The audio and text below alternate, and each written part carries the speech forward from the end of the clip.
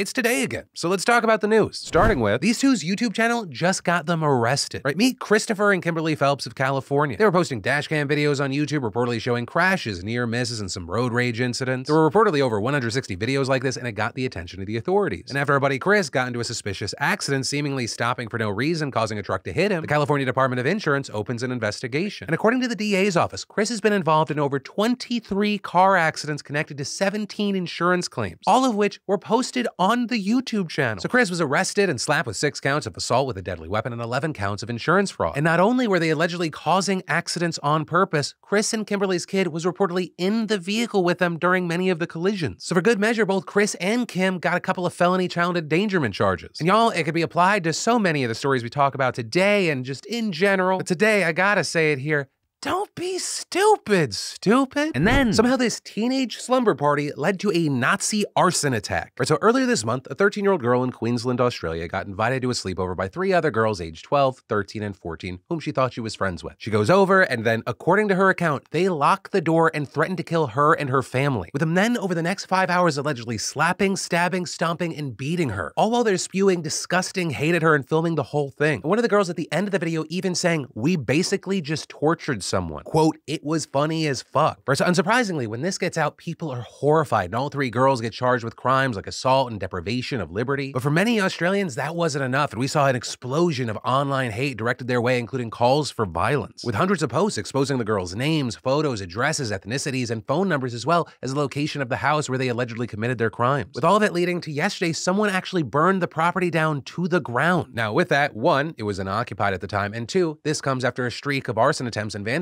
there, with police still unsure who the perpetrator is, though they believe it's an outsider to the community. But we did get one potential clue, with flyers distributed in mailboxes around the neighborhood depicting 2 of the girls with a racial slur in the name of a neo-Nazi group. With all of this also coming at the height of panic in Queensland over a perceived epidemic of youth crime, which we've talked about before. The authorities recently warned that unrest could lead to vigilante justice, and now it looks like they may be right. Though also, this isn't the first time Queenslanders tried to take the law in their own hands. Right back in January, after media reports incorrectly identified a residential care home as a halfway house for young criminals, the children living there received a storm of death threats on social media, including calls for neighbors to storm the place and hang whoever's inside. So last time we talked about a set of laws the state government passed seeking to clamp down on youth crime through criminalizing breach of bail and other measures. Now today, another bill known as Jack's Law just passed, allowing police to search people for weapons using handheld metal detectors in nightlife precincts and on public transport for at least the next 2 years, which, like the prior laws, has been heavily criticized for violating civil and human rights, since this lets people search people without a reasonable suspicion. And then in political news, I can't believe I'm saying this, but Senator Rand Paul actually just made a really good point. But before we give him too much praise, I'm putting this in the broken clock twice a day category. But this, because last night, Senator Paul actually blocked an attempt by his fellow Republican Senator Josh Hallway to fast-track a bill that would ban TikTok by unanimous consent, a process that allows a measure to be passed without a formal vote as long as there are no objections. And while realistically someone else might have stood up, the fact that Rand Paul did it is a key thing to take away, because it shows that there is division among the Republican Party and bipartisan opposition to the hot-button issue. Right, we're in weird waters right now. You got like Rand Paul and AOC kinda on the same page. But specifically with Paul, he argued on the Senate floor that Hawley's ban amounted to a violation of free speech under the First Amendment, and also adding that it violates constitutional prohibitions on bills of attainder, right? The government can't use legislative action to declare a person or a company guilty of a crime and punish them without a trial. With Paul then going on to make this point. I think we should beware of those who peddle fear.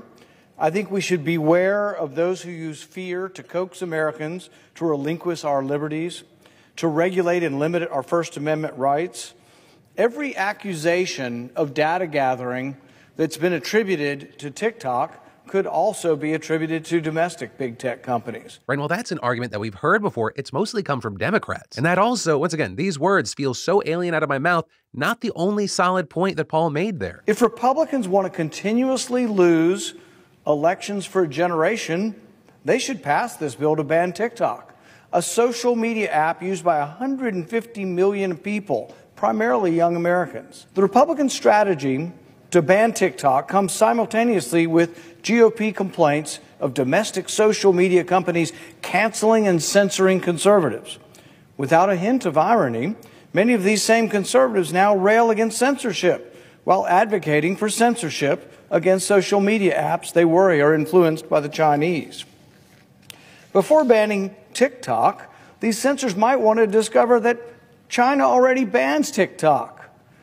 Do we really want to emulate Chinese speech bans Aren't we the ones that say it's wrong for China to ban speech, so we're going to be just like China and ban speech we're afraid of? Y'all, who body snatched Rand Paul? His statements are making too much logical sense. How did his head not explode? But all my joking jabs aside, like, it's super important that he's doing this. And another key takeaway is it comes as more and more lawmakers have recently been voicing their opposition to TikTok bans. Right, recently we've seen a growing list of Democrats speaking out against a ban. I saw AOC actually finally made a TikTok and was talking about the possibility of a ban there. But for now, we kind of have to wait to see if Paul's remarks appeal to other Republicans. Or do more of them come out of the woodwork to oppose a full-scale ban? Yes, no. Is there enough opposition to ultimately push Congress to take up a more narrow version of the bill that has more limited restrictions? But honestly, who knows which way this is going to go? Because, I mean, just thinking back to that embarrassing House committee where they were grilling the TikTok CEO and just saying the dumbest shit. Mr. Chu, does TikTok access the home Wi-Fi network? It was just this showcasing of genuinely stupid people, and also like some, I remember when movie tickets and a soda pop were a nickel motherfuckers deciding the future of technology. And then, also, it's been a live one at Congress lately, because even in the past 24 hours, Paul and Hawley weren't the only ones on Capitol Hill going back and forth on each other. We also saw this absolutely explosive shouting match break out between Democratic Representative Jamal Bowman and Republican Thomas Massie, with all this going down just outside the House chambers. Right, so you had Bowman, who's a former school principal, delivering very passionate, forceful remarks condemning Republicans for not supporting gun control measures after the Nashville shooting. And that's when Massie crosses into frame and this whole thing goes down. Cowards, pressure them, force them to respond to the question, why the hell won't you do anything to save America's children? And let them explain that all the way up until Election Day on 2024.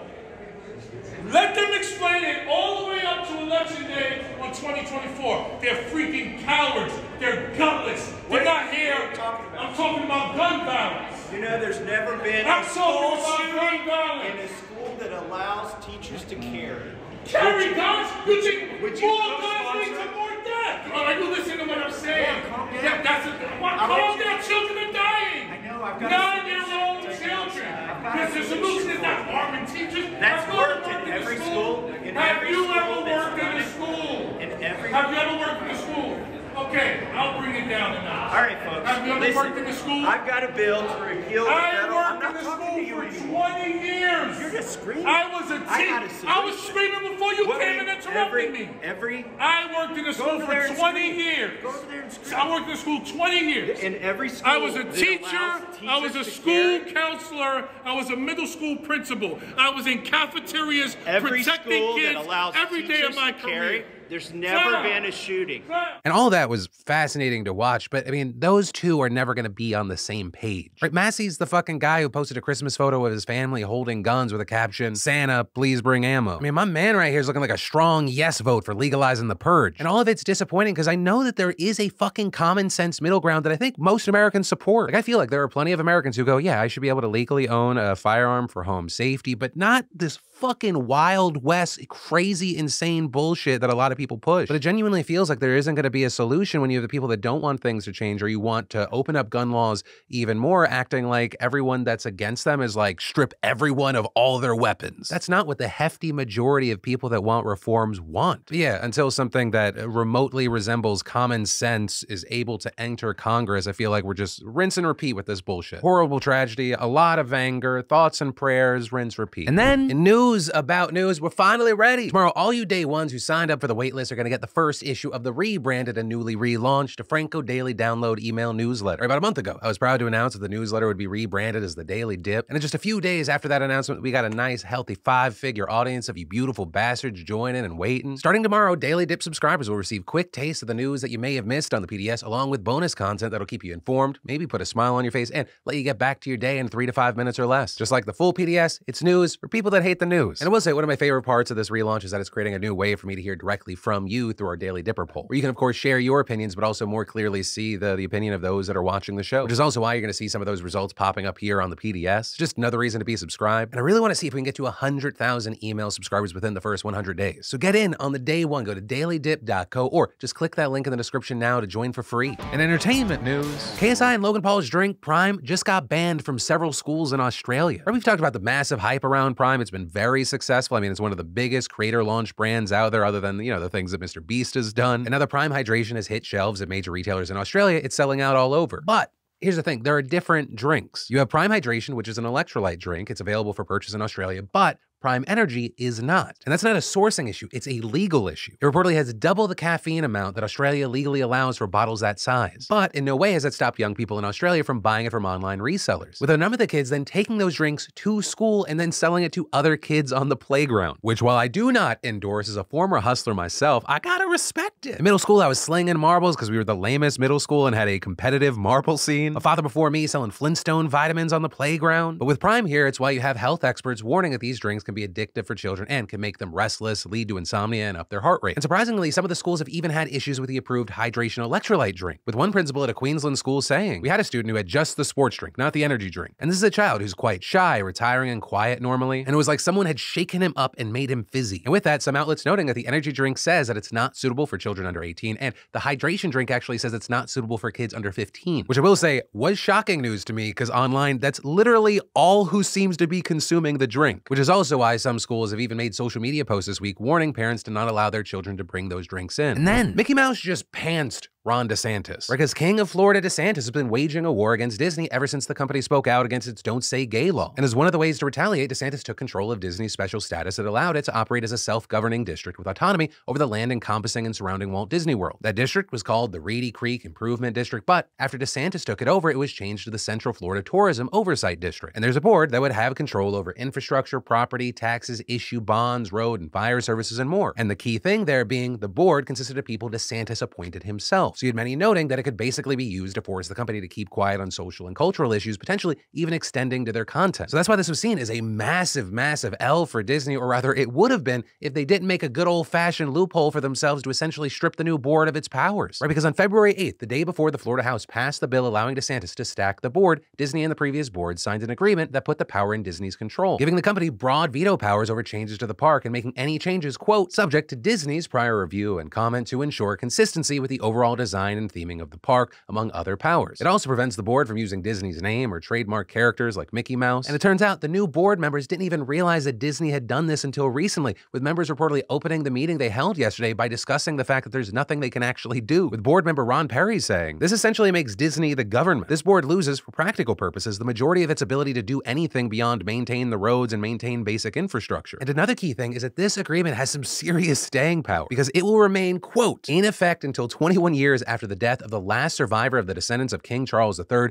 King of England, living as the date of this declaration. So basically, as long as there are members of the royal family still kicking, so is this deal. And according to BBC News, this is a totally real thing dating back to the 17th century. It's called a Royal Lives Clause, though it's rarely used in the United States. Now, all that said, of course, with this, the board already plans on pushing back and has voted to hire outside legal counsel to evaluate their options, with member Brian Onks Jr. saying, "We're going to have to deal with it and correct it. It's a subversion of the will of the voters and the legislature and the governor. It completely circumvents the authority of this board to govern." And a spokesperson for DeSantis likewise saying that these agreements may have significant legal infirmities that would render the contracts void as a matter of law. But for its part, Disney has said it did nothing wrong, claiming in a statement, "All agreements signed between Disney and the district were appropriate and were discussed and approved in open, noticed public forums in compliance with Florida's government in the Sunshine Law." AKA, maybe if you weren't so busy trying to ban books and put LGBTQ plus people in a fucking tiny box so you could throw away, maybe you would have noticed. But you didn't, and you got caught with your pants around your ankles like the schmuck you are.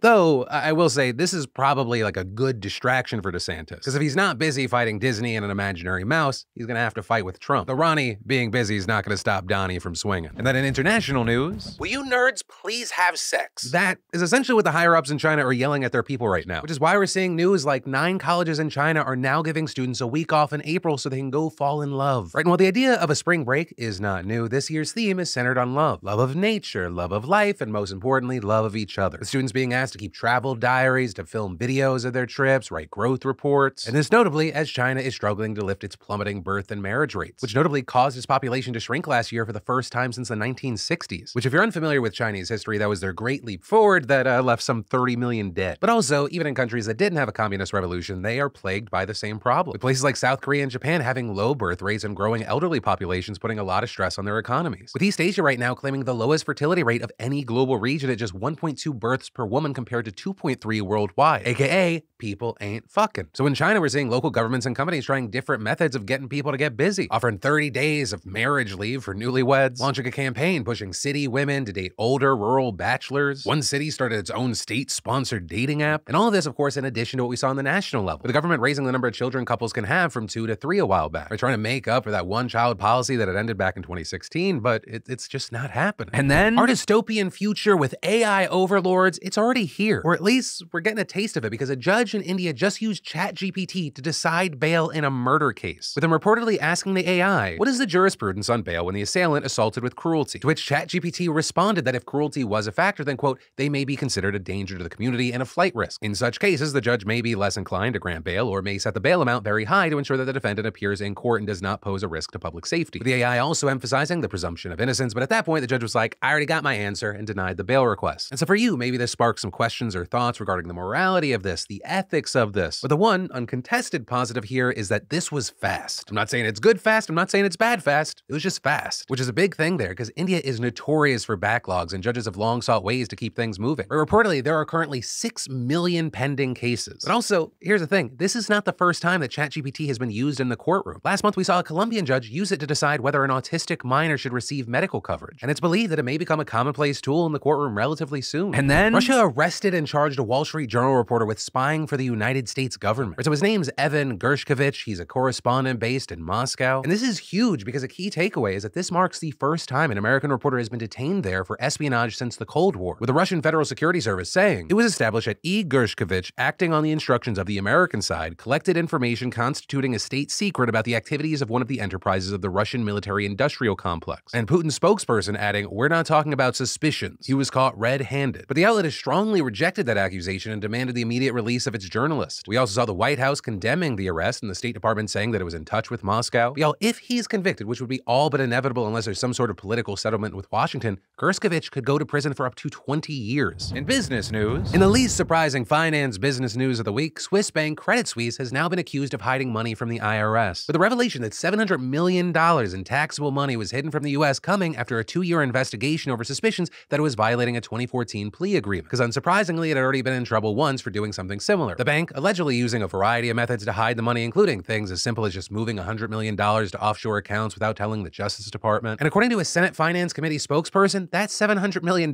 may not actually be all of the money, saying it could be much higher than that. We just don't have much visibility into those accounts. And the accusations are a case of when it rains, it pours for Credit Suisse, or because it's been facing a collapse and buyout from UBS, and now UBS is likely on the hook for any penalties that Credit Suisse would have faced. But with that, I want to say thank you for being a part of another daily dive into the news. I love yo faces, and I'll see you next time.